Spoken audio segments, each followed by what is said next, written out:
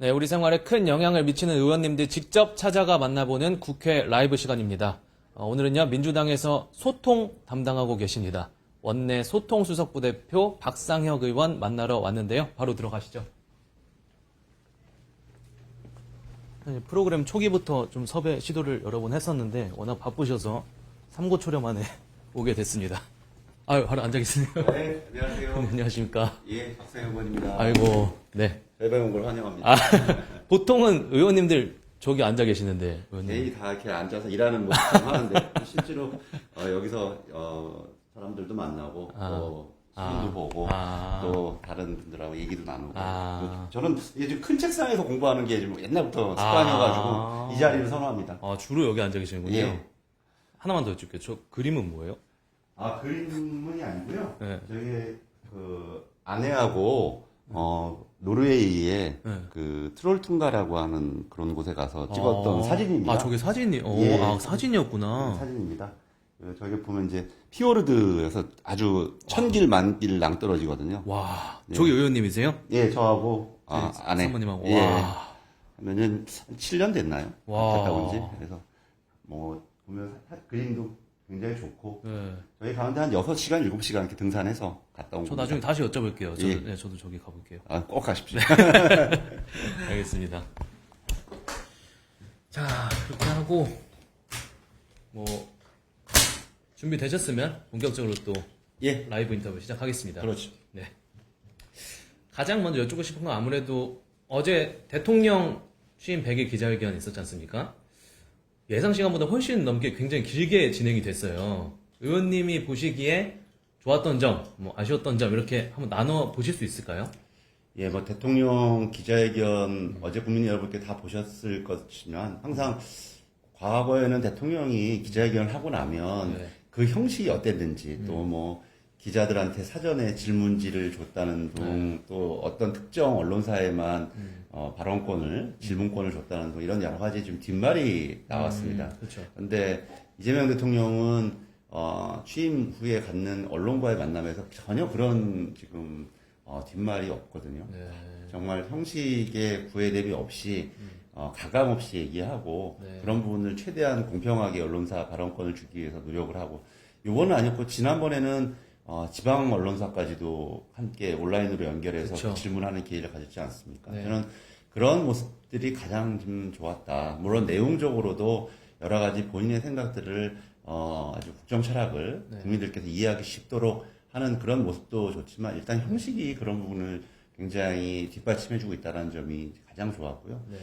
또 아쉬웠다라는 점 이런 것보다는 오히려 시간을 좀 더 많이 하면 어떨까 이런 게 오히려 아쉽습니다. 그래서 국민 여러분들이 그런 대통령의 생각을 쉽게 이렇게 편안하게 접할 수 있는 기회가 더 많으면 좋겠다라는 생각을 갖게 됩니다. 오히려 좀 더 많이 못한 게 아쉬웠다. 이런 정도로 저희가 파악해 보겠습니다.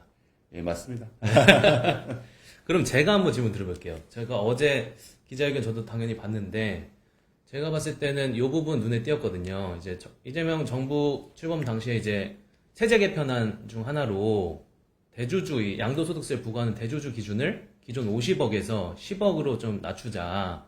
요거 추진하고 있었는데, 어제 기자회견에서 사실상 이제 철회 쪽으로 가닥이 잡혔어요.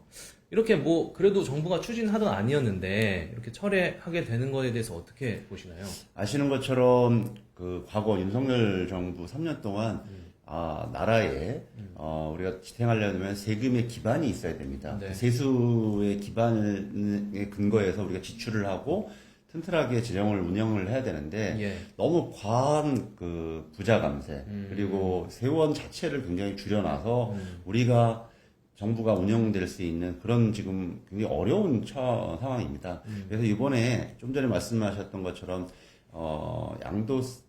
대주주의 기준 문제도 단순히 그런 차원이 아니라 우리가 지금 현재 맡고 있는 이런 경제 위기 속에서 국가 재정을 어떻게 다시 튼튼하게 할 건가 이런 차원에서 이제 봐야 될 것이고요. 네. 그런 차원에서 그런 부분도 좀 추진을 했었는데 또 한편에 또 목표가 우리가 코스피 5천이라고 하는 자본시장을 활성화해야 된다는 또 국정 목표도 있거든요. 네.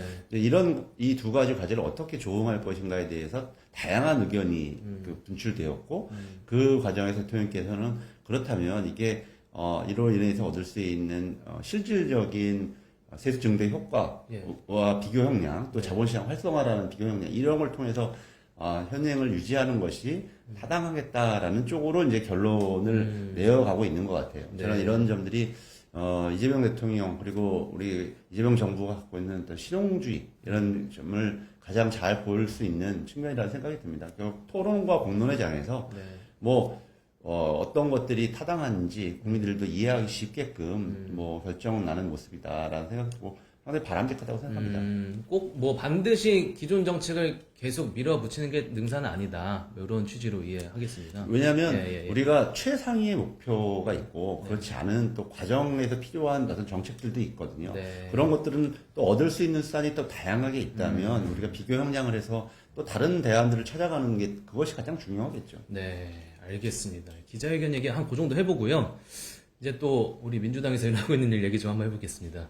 어제 제가 이렇게 명명해볼게요. 여야 특검법 합의 번복 사태? 이렇게 명명해보려고 하는데요. 정확하게 하면 협상 결렬이죠. 협상 결렬이겠죠. 근데 어쨌든 그 과정에서 좀 매끄럽지 못했다 보니까 저희가 봤을 때는, 정청래 대표랑 김병기 원내대표 간의 어떤 갈등도 좀 표출이 됐었어요. 저희 기자들한테. 요런 부분, 지금, 일단 일단락되긴 했지만, 원내 수석 부대표이시기도 하잖아요. 이런 당 지도부와 원내 지도부 간의 어떤 갈등이라고 해야 할 수 있을지 모르겠지만 이런 잡음 이런 거 어떻게 보시는지요? 당에는 여러 가지 다양한 의견들이 있습니다. 그리고 또 여야가 대화와 협상을 하다 보면 어느 정도 일정 정도 잠정적인 의견을 같이 하더라도 또 그것을 최종적으로는 지도부 또 그리고 의총을 통해서 추인받고 하는 것이 과거의 과정이었고 지금도 그렇습니다. 그건 여야 상관없이 똑같이 그렇게 진행이 되는데 저는 그런 과정 속에서 조금 내용들이 조금 알려진 측면이 있고 그래서 우리 당 지도부하고 쭉 협의를 하면서 이것이 다른 또 제안을 드렸고 했더니 국민의힘에서는 받아들일 수가 없어서 그것이 최종적으로 결렬되는 과정이었고 마지막으로는 의총에서 그런 내용들을 설명을 하고 또 법안에 대해서 조금 더 구체화하고 어제 통과된 법안, 원래 나왔던 우리 법사위 법안보다는 조금 더 구체화하고 명료하자라는 게 다수 전체 국회의원들의 생각이어서 그렇게 통과되었던 것이 어제 이제 과정들이었거든요. 그렇죠. 저는 그런 과정 속에서 중요한 거는 그런 이견이 있고 또 있을 때 중요한 부분이 뭐냐면 그것을 어떻게 잘 해결하느냐 이런 좀 측면이라고 생각합니다. 저는 어제도 우리 더불어민주당이 갖고 있는 그런 힘들을 느낄 수 있었던 게 마지막에 의원총회에서 그렇게 설명을 듣고 다들 이해하시고 법안도 필요한 부분은 개정 수정을 내고 이런 부분들 우리 민주당이 갖고 있는 좀 저력을 잘 보였다는 생각이 들고요. 앞으로도 혹시 지금도 그런 부분에 이견이 있다면 계속 토론하고 또 서로 간에 대화를 해서 해결을 하는 것 그렇게 하자는 게 오늘 또 아침에 회의하면서도 그렇게 의견들을 모았거든요. 지켜봐 주시면 될 것 같습니다.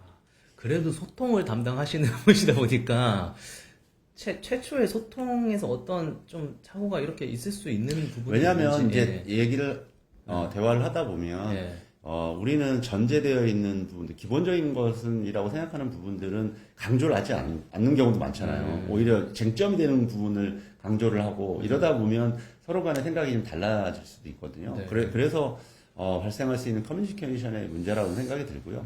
우리가 항상 얘기하는 것처럼 이 차이를 막 극대화하는 것보다는 서로 간의 같음을 더 존중하는 게 제일 중요하다고 생각해요. 저는 당 내나 당 외부는 마찬가지고요. 그래서 지금도 우리가 근본적으로 지금 더불어민주당은 내란 극복과 민생 회복이라고 하는 큰 이재명 정부의 과제를 추동해가는 가장 중요한 집권당 아니겠습니까? 그 과정 속에서 필요한 부분들이 뭔지를 제일 중심에 놓고 생각하면 저는 이견이 아니다라는 생각이 듭니다. 알겠습니다. 그 정도로 받아들이겠습니다. 이웃당 얘기도 한번 해볼까요? 자, 조국혁신당이 정말 진통의 진통 끝에 결국 비대위가 이제 만들어졌습니다. 다시 돌고 돌아서 이제 조국 전 대표가 비대위원장으로 이제 추대가 됐는데, 지금 조국혁신당 향후 행보를 혹시 좀 전망해 보실 수 있을까요? 오히려 가까운 당 이야기하는 게 더 어려운데요. 국민의힘은 막 우리가 공격할 수 있는데 또 그래도- 조국혁신당은 지난 네. 내란을 극복하는 과정에서 함께하고 그러니까- 있는 정당이어서 뭐 얘기하기는 좀 항상 부담스럽습니다. 그런 질문들이 나오면. 네. 근데 이제 저는 이렇게 말씀드려요. 조국 이제 비대위원장이시죠. 비대위원장도 어쨌든 과정을 통해서 사면이 되고 복권이 됐기 때문에 본격적인 정치 활동을 이제 시작을 하시게 됐습니다. 네. 그 과정 속에서 여러 가지 또 한편으로 좀 검증받는 부분들도 충분히 국민들로부터 이야기 듣는 부분도 있는 거라고 생각이 들거든요.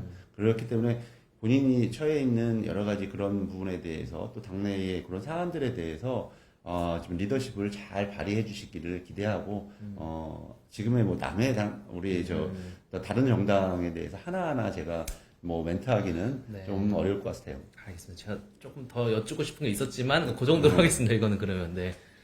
자 그러면은 그냥 원론적인 질문 하나 드려볼게요. 이게 당내에서 새로 생긴 원내 소통수석 부대표시거든요. 지금 의원님께서 좀 처음에 주목도 많이 받았었어요.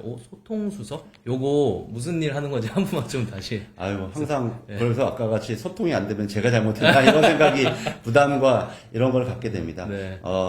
거대, 정당이죠, 저희가. 원수가 맞습니다. 그리고 집권당일수록 여러 가지 더 소통을 해야 될 과제들도 굉장히 많이 있거든요.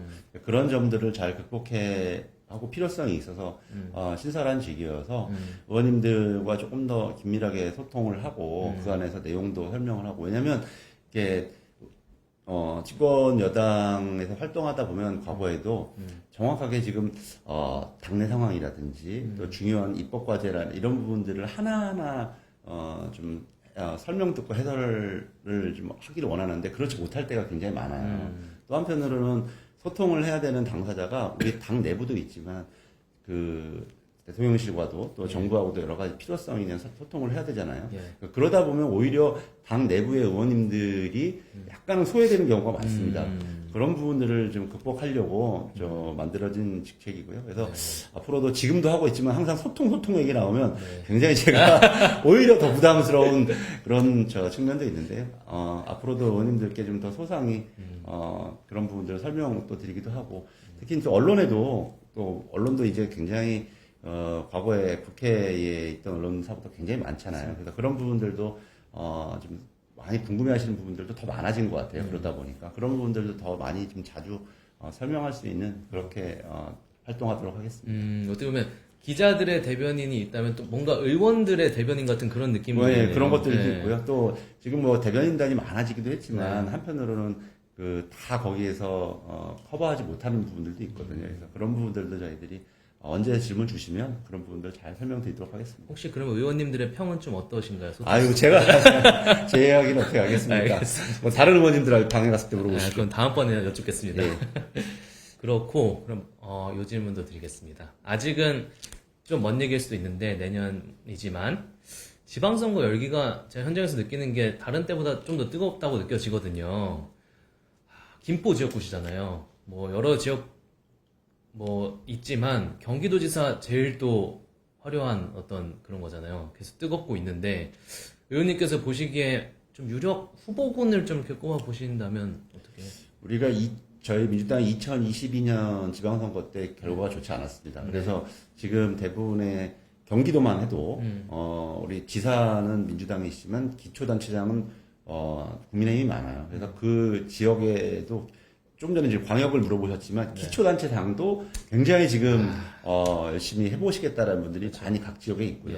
지금 경기도지사를 물어보셨는데 먼저 당연히 김동연 지사님이 계시고 또 아시는 것처럼 경기도의 대다수 의석을 더불어민주당이 국회의원들이 많습니다. 거기에 또 다선 의원님들이 많으세요. 제가 특정인을 거명하면 거기에 언급되지 않으신 분들은 소외됐구나, 소통을 안 했구나 이렇게 오해받으실 수 있을 것 같아서 제가 그렇게보다는 다선 의원님들이 많으시다 보니까 그런 경륜과 경험들을 가지고 아마 도전을 하실 것으로 예상이 들고 또한 지난 12.3 내란을 극복하는 과정에서 굉장히 역할들을 많이 하시는 의원님들이 또 당원들의 기대를 많이 받고 있습니다. 그래서 그런 분들도 이번에 한번 도전하리라 저는 전망을 하고 있고요. 저도 생각을 해봐야 되나? 이렇게 의원님, 네. 예, 이런 여러 의원님들이 계시다 이런 취지의 말씀드리겠습니다. 의원님 나오시면 제가 진짜 응원할게요. 아이고 경기도 사시나요? 자, 뭐 직접 언급은 안 해주셨지만 뭐 다선 뭐 이런 힌트를 주셨습니다. 계엄 때 활약을 했고 이런 부분들 한번 잘 지켜보시면 좋을 것 같습니다. 의원님 마지막으로 화이팅하자는 차원에서 제가 뭐 화이팅하고 외치려고 하는데 뭐 방법 있으실까요? 예, 뭐 여러 가지 화이팅 방법이 네, 있는데 네. 제가 최근에 책을 한 권 냈습니다. 오. 제목은 단단하게인데요. 오. 뭐 다른 건 아니고 그동안 국회의원 대구사 5년 동안 여러 가지 했던 입법들 네. 이 과정들을 어떤 내용이었는지 어떤 과정으로 입법을 추진하게 됐는지 그리고 향후에 어떻게 할 건지를 묶어가지고 냈습니다. 그래서 단단하게 더 시민들과 연대하자라는 취지로 제목을 줬는데 박상혁 하면 단단하기로 화답하도록 좋네요. 하겠습니다. 제목부터 직관적입니다. 많이 팔릴 것 같은데. 예, 많이 좀 팔아야 되는데 자, 그럼 그렇게 한번 해보겠습니다. 네. 네. 자, 박상혁, 단단하게. 네. 의원님 오늘 말씀 감사합니다. 예, 네. 앞으로도 자주 뵙겠습니다. 감사합니다. 자주 소통드리도록 네, 하겠습니다. 알겠습니다. 네, 더불어민주당 박상혁 의원과 얘기 나눠봤습니다. 더 만날 의원 없을 때까지 저희 국회 라이브는 계속되니까 많은 관심 부탁드리고요. 지금까지 저는 정태웅이었습니다.